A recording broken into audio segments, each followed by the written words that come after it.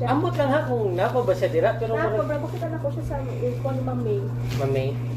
O nani sa office pero taas-taas na siya granggo. Pero out na, may mga kwadra sa Tikaro na, halos man. Dala ko mag-post. Si Missy na ni anak, di ba? Oo. Sila na anak ni Padillo. Ikaduan sa yung bibuntis. Kato gyapon tong si Man. Oo.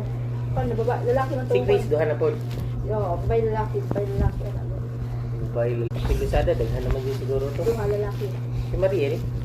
Duha po. Si Jilin. Si Jilin Tuloy na yata. Lalaki na. Si Bulin eh. Pasto naman itong lalaki niya. Mabiyag din na yung mga tuwan.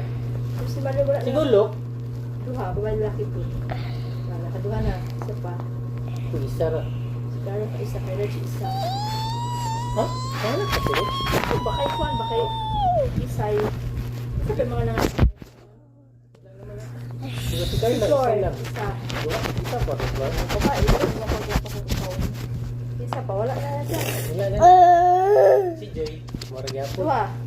Wala pa man siya nabuntis na. Pa. Duha lagi silang phone. Sa pabikuan na, wala pa man siguro. Si Sarah duha no. Tulo ata. Duha pero bay laki. Dili, buntis pa yung kwan ron. Karon? Oh. Sila tuloy. Last na kita sa yung post kung buntis ang iyang kwan. Si Tantan isa. Si Charmaine isa. May play ko itong katpang. Doon ka sa loob ng room, eh. Doon ka pasok. Magkuhan dyan pati sa tumatanak pa siyang kamot.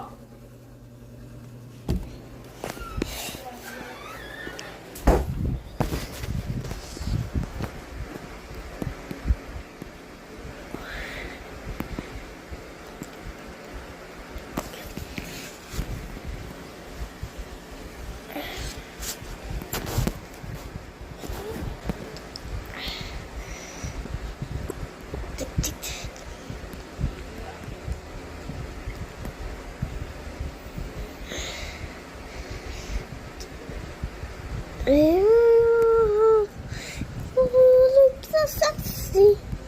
He makes 60. So you'll leave.